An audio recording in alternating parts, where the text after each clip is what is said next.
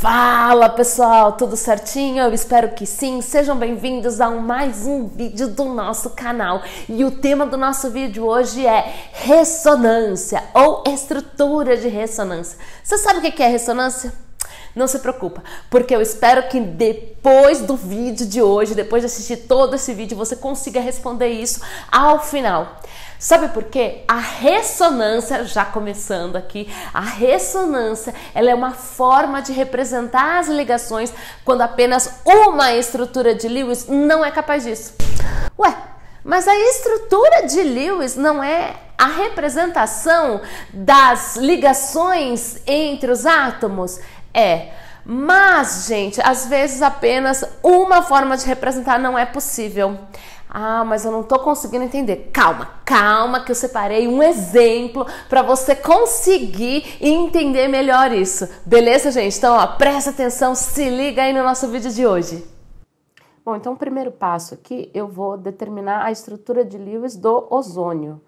Aqui eu tenho, então, 3 átomos de oxigênio que compõem esse ozônio. A gente sabe que cada átomo de oxigênio possui 6 elétrons de valência. Se eu tenho 3 oxigênios, então aqui ó, eu tenho um total de 18 elétrons. Se você não sabe por que eu estou fazendo isso, assista o nosso vídeo que determina passo a passo como determinar a estrutura de Lewis e como determinar a geometria molecular.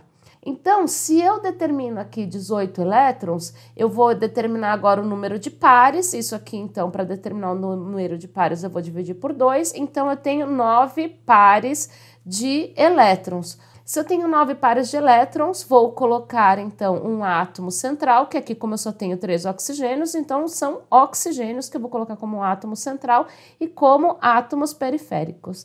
Veja que aqui eu estou fazendo primeiramente uma simples para determinar qual é a quantidade de elétrons distribuído aqui. Primeiro, vou determinar a regra do octeto para os átomos periféricos. Aqui, então, já determinei 8 elétrons, ou seja, 4 pares de elétrons, então já deu a regra do octeto para esse oxigênio. Vou fazer a mesma coisa para o outro oxigênio periférico, então aqui também já deu a regra do octeto para esse oxigênio.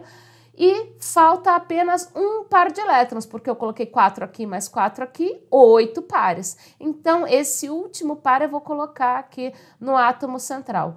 Veja que quando eu coloco os 9 pares de elétrons, você percebe que esse átomo central aqui, ele fica com apenas 6 elétrons, então não dá a regra do octeto para esse oxigênio. Então, para a gente fazer, então, corretamente, eu tenho que fazer pelo menos uma dupla. Então, vou fazer uma ligação dupla. Vou colocar novamente os pares de elétrons até dar a regra do octeto. Deu a regra do octeto para esse átomo, deu a regra do octeto para esse átomo de oxigênio. Agora, falta apenas um par de elétrons. Veja que eu tenho já 4 pares desse lado, 4 pares aqui. Então, falta apenas um par de elétrons. Coloco aqui no átomo central. Veja que agora o oxigênio que está como átomo central possui 8 elétrons. Ele obedece à regra do octeto, porque, olha, eu tenho aqui uma dupla, tenho aqui mais 2 elétrons e aqui 2 duplas. Então, dá a regra do octeto para o átomo central. Então, você pode estar se perguntando, né? Ué, faz uma ligação dupla, faz uma ligação simples, pronto, já tenho a estrutura de Lewis. Como que apenas essa estrutura de Lewis não é capaz de representar a molécula de ozônio? É isso que eu vou mostrar para vocês agora. Se liga! Vamos entender, então, por que essa estrutura de Lewis não representa essa molécula de ozônio, ou a molécula de ozônio. Porque veja só, se a gente observar essa figura, a gente percebe que o comprimento de ligação entre esses 2 oxigênios aqui, ó, é de 1,278 angstrom, ou 127,8 picometros.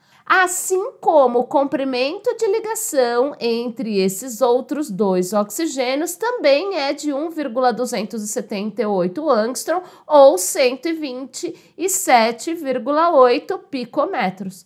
Ok, agora, então, como que eu chego nessa conclusão? Se a gente observar essa molécula, a gente percebe que aqui a gente tem uma ligação dupla e aqui uma ligação simples, certo? Nessa estrutura de Lewis. Agora, então por que que isso aqui é diferente dessa molécula de ozônio? Quando eu tenho uma ligação dupla entre dois oxigênios, isso daqui tem um comprimento de ligação, ou seja, distância entre os dois núcleos de oxigênio de 121 picômetro. Assim como quando eu tenho uma ligação simples entre dois oxigênios, a distância ou comprimento de ligação entre esses dois oxigênios é de 132 picômetros. Nem esse valor bate com o comprimento de ligação que a gente realmente tem na molécula de oxigênio. E veja que esse valor aqui de 1,278 angstrom ou 127,8 picômetro, ele é um valor intermediário entre uma ligação dupla e uma ligação simples. Então, é por isso que eu não posso representar essa estrutura de Lewis como sendo a molécula de ozônio. Por quê? Porque se eu representasse dessa forma, eu teria comprimentos de ligação, ou seja, distância entre dois núcleos diferentes entre o átomo central e um oxigênio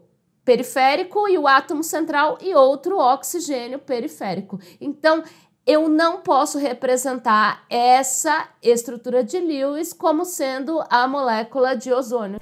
Então, a gente acabou de ver que apenas uma estrutura de Lewis não é capaz de representar uma molécula de ozônio.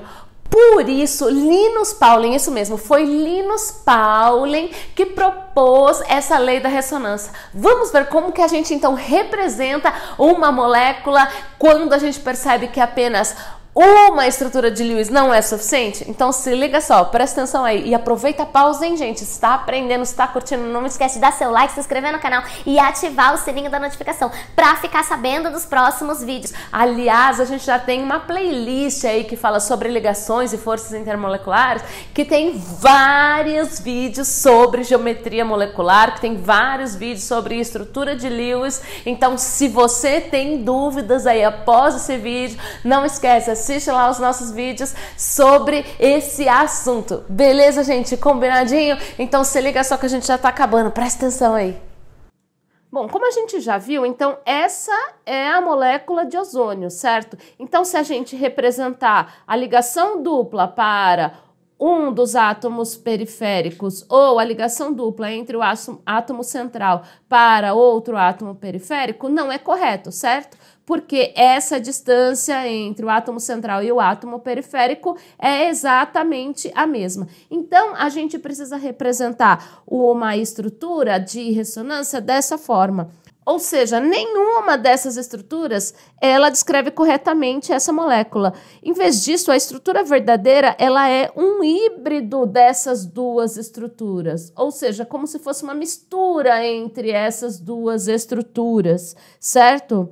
E como que a gente representa, então, uma estrutura de ressonância? A gente precisa colocar todas as possibilidades, ou seja, a possibilidade seria fazer essa ligação dupla com esse átomo periférico e a outra possibilidade é se a ligação dupla ficasse com esse átomo periférico. Então, a gente precisa demonstrar todas as possibilidades e representar com essa seta aqui, a seta para os dois lados, porque isso significa que a gente, na verdade, tem um híbrido dessas duas formas de estrutura de Lewis, ou seja, é como se a gente tivesse uma mistura entre essas duas estruturas.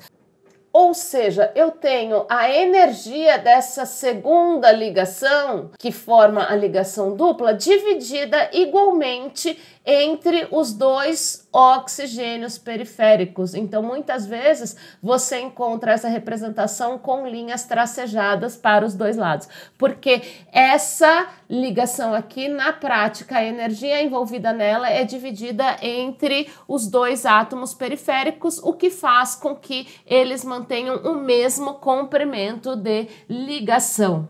Gente, esse foi o tema do nosso vídeo de hoje. Eu espero que vocês tenham gostado, espero que tenham curtido, espero que tenham aprendido bastante com o nosso canal. Beleza, gente? Até o nosso próximo vídeo.